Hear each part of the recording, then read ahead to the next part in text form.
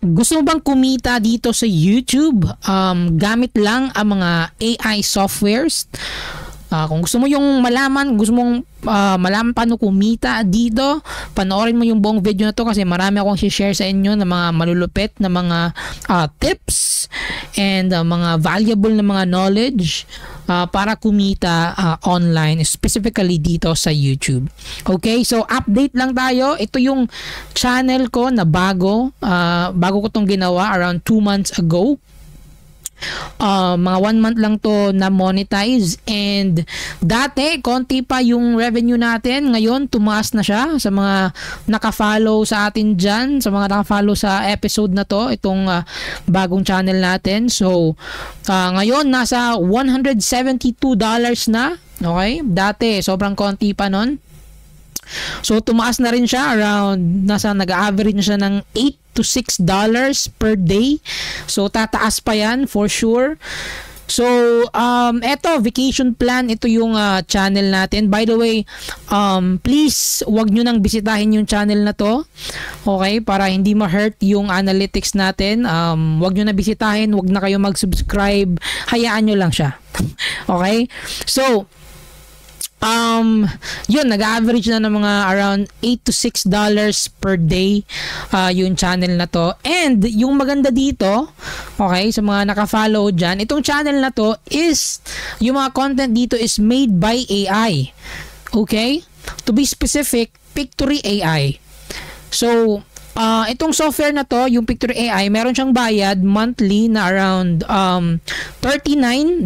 So yung sweldo natin dito is makakabayad na siya ng Pictory AI na 1 month subscription. So sobrang solid na nito. Tataas pa to siya hanggang makahanap tayo na magma-manage ng channel na to, or edit gamit yung Pictory AI para maging passive income na talaga tong channel na to. So soon, pag lumaki na, around mga $500-800, yan yung goal natin sa channel na to, Navigation Plan. So pwede nyo itong bisitahin, pero please wag nang manood ng videos. Okay, tignan nyo lang yung yung mga thumbnail, yung yung klaseng content, pero wag nyo na kung papanoorin nyo man, panoorin nyo hanggang sa dulo para hindi maapektuhan yung natin, analytics natin. Anyways, so AI yung gamit ko dito sa channel na to, and nag-upload lang ako consistently. Okay, which is ituturo ko later kung paano ko napalaki itong channel na to ng sobrang madali lang, sobrang bilis lang, walang ka-effort. Okay, explain ko yan later. Pero gusto ko munang iklaro sa inyo, okay, sa mga nanonood natin dyan, sa Katawa Fam natin dyan, na hindi to siya parang like wala ka talagang gagawin. Hindi ganon. Okay? Hindi siya parang sobrang like easy money. Hindi siya ganon. Okay? Kasi magbibigay ka pa rin ng oras mo dito. Pero hindi siya gano'n ka-complicated. Pero meron ka pa ring effort na ilalabas ba? Okay? Hindi siya kagaya ng mga ibang mga video na napapanood nyo na like wala ka talagang gagawin. Though pwede naman yun kung magbabayad ka ng editor or mag-hire ka ng isang social media manager.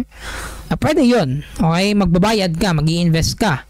Wala kang gagawin talaga. Pero pag wala ka pang puhunan, okay, ikaw pa mismo yung gagawa, meron talagang konting effort. Okay? Magiging madali lang siya in time pag palagi mo na siyang ginagawa. Okay? So, disclaimer lang, kasi marami kasing nagko-comment na sobrang dali lang daw ba? Sobrang easy money lang ba? Hindi siya ganun. Okay? Madali yung method niya, pero mag-a-apply ka pa rin ng effort. Okay, lalagyan mo pa rin siya ng effort and patience and consistency, of course.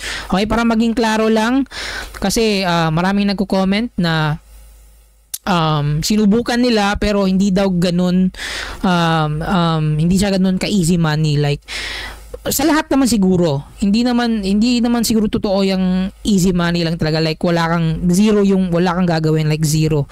AI lang yung papaganahin mo. Hindi naman ganoon kasi kahit AI kasi maglalagay ka pa rin ng prompt. Okay? So, yun yung disclaimer natin. Ngayon, punta na tayo dito sa Miro board. Meron ako ipapakita sa inyo dito. Okay, ito yung ginawa ko para mabilis ma-monetize yung channel na yon na vacation plan. Okay? So, ganito ko siya ginawa. So, last around 3 months ago, 2 months ago, parang experiment ko lang yung channel na yon. Okay, ginawa ko siya to prove kung pwede ba ma-monetize ang isang channel kahit yung mga content niya is AI made. So, nagawa ko na experiment. So, totoo naman, na-monetize naman, kumikita naman ngayon. And nakikita nyo na $170 plus na yung kinikita niya. Even though, kahit bago pa lang yun na-monetize, okay? So, paganahin pa natin yun ilang months hanggang sa tumaas ng tumaas yun. So, mag-accumulate kasi yan. Ganito kasi yan dito sa YouTube, okay? Hindi siya like diretso taas yung revenue kagad, like dahan-dahan siya ilang months hanggang sa tumaas. So anyways, so ito yung ginawa ko para mabilis ma-monetize yung channel na yon, okay, with little effort. Okay, though meron ka palang effort na pero konti lang or minimal lang. Hindi siya gaanong kahirap like kagaya ng mga regular na channel na kailangan natin mag-edit talaga. Okay, like heavy editing. So ganito, there are 3 simple steps. Okay, first step is research. Okay, itong research. So, dito ano ba yan?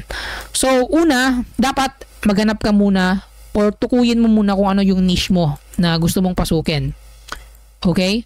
For example, yun, vacation plan, yun, travel niche. Okay? So, nasa travel niche tayo. Ngayon, sa travel niche, maghanap ka ngayon ng mga maliliit na channels. Okay? Maliliit na channels. Yan. So, around 500 to 1,000 subscribers. Okay? So, kapag nakahanap ka na doon, for example, 3 channel yung nahanap mo. Ito, may 500. Ito, may 8. Okay? Ito, may 1K. So, sa channel na to, sa 3 channel na to, of course, magsusubscribe ka sa kanila. And then, you need to maghahanap ka sa 3 channels na to yung pinaka the best video nila. Okay, yung video nila na mayroong 100,000 plus views. Okay? Yan. For example, ito may 100,000. Next, ito mayroong like 200,000 views.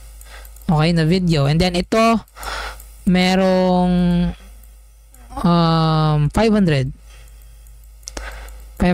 views. Now, yung gagawin mo is i-replicate mo tong 3 na to. Okay? Gawa ka ng sarili mong version. Replicate itong mga best videos sa 3 maliliit na channels. Okay? Dito na papasok yung ating step 2, replicate. Okay? Dapat replicate or improve. Mas mabuting improve. Okay? Para sureable yung views natin. Okay? Improve. Now, baka magtatanong nga, Dieter, bakit natin yan gagawin? Okay.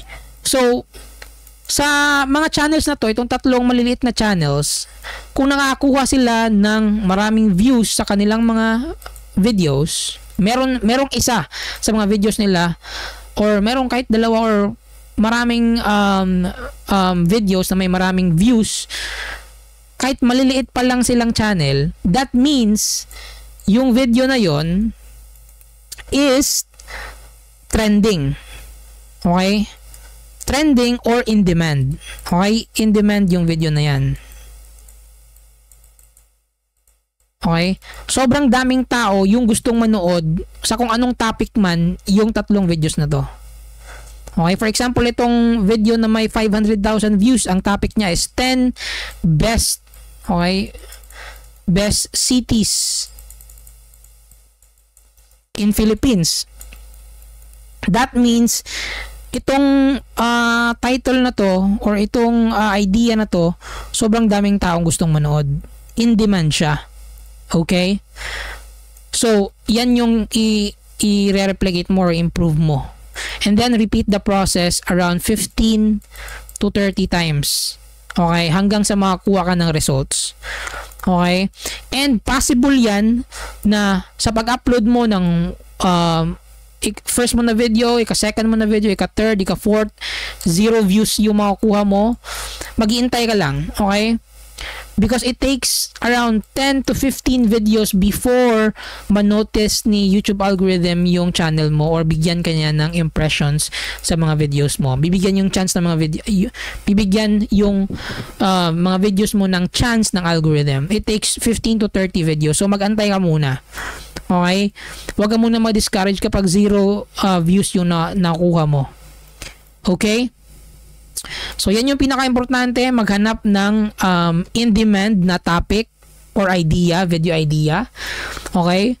And makakuha mo yung idea na yan or topic na yan from looking onto small channels sa niche mo. Okay?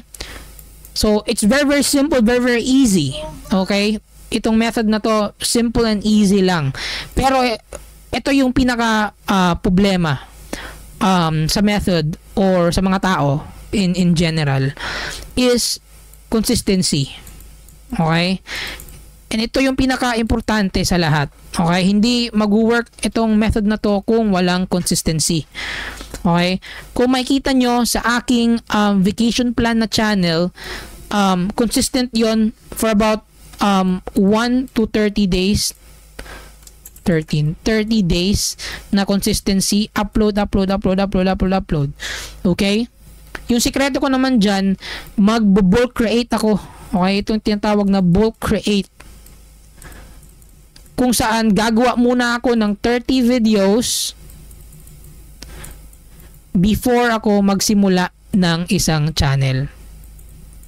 Okay? Gagawa muna ako ng 30 videos. So, ganun lang kasimple. Okay? Ganun lang kasimpleng yung ginawa ko para ma-monetize yung vacation plan na channel. Okay? Very, very easy. Very, very simple. Yung problema lang ng karamihan is itong word na to, consistency. Okay? Yan lang talaga. So, kung meron kang tanong, i-comment mo lang sa baba. And or meron kang reaction, kahit ano man, comment ka sa baba, magre-reply ako kaagad-agad. And I hope sana meron kayong natutunan sa method na to. And thank you guys for watching this video. I hope makatulong ito sa inyo, and I will see you on the next one.